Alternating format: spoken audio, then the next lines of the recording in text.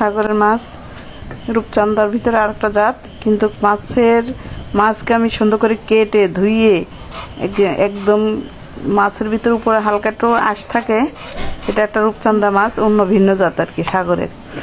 এই মাছটা আমি ঝামা দিয়ে ঘষে ধুয়ে নিয়েছি, কিন্তু এত মাছটাতে তেল, আমি যে ঘষে ধুবো আমার হাত থেকে খালি সরে যায়।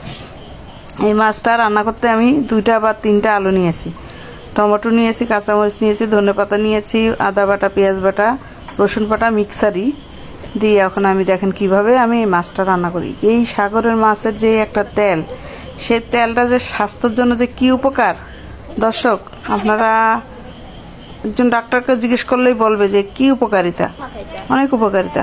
আপনারা অবশ্যই বাড়িতে এই ধরনের সাগরের মাছ প্রচুর বাচ্চাদেরকে নিজেরা খাবেন, বেশি বেশি করে, বিশেষ করে বাচ্চাদেরকে সাগরের মাছ বা যে মহিলাদের মনে করেন বাচ্চা পেটে থাকে তাদের এই সমস্ত মাছ খাওয়ালে একদম অনেক উপকার মানে অনেক উপকারিতা। দেখেন এই মাছ রান্না করতে আমার কি লেগেছে দেখেন।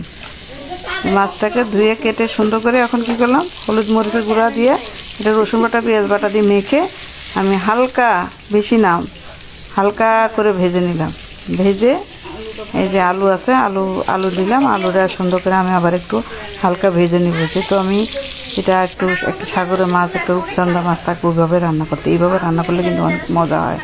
আলুটাকে একটু হালকা ভেজে নিলাম, ভেজে এই যে ভেজে নিলাম, ভেজে উঠে নিলাম। এখন আমি পেঁয়াজ কুচি দিয়ে দিলাম, কাঁচামরিচ কুচি দিয়ে দিলাম, ভালো করে হলুদের গুঁড়া, মরিচের গুঁড়া, ধনের গুঁড়া, পরিমাণ মতো লবণ, কম বেশি সবাই দিয়ে নিয়ে খেতে পারেন। আমি তো প্রেশারওয়ালা মানুষ, সবসময় আমার রেসিপিতে একটু লবণ কমে দিয়ে থাকি আমি। এই যে এখন কষানোর পরে এখন আমি পরিমাণ মতো পানি দিয়ে ফেললাম। পানি দিয়ে এই মাছগুলো, আমার ভাজা মাছগুলো আমি দিয়ে দিলাম। দর্শক একদম বেশি ঝামেলা নাই, কিন্তু মাছটা খুব টেস্ট।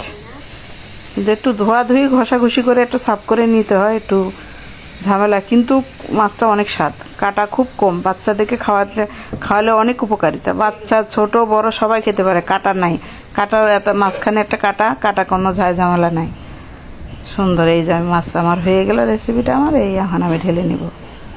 দর্শক বাড়িতে এইভাবে খাবেন, অবশ্যই রান্না করে খেয়ে দেখবেন, অনেক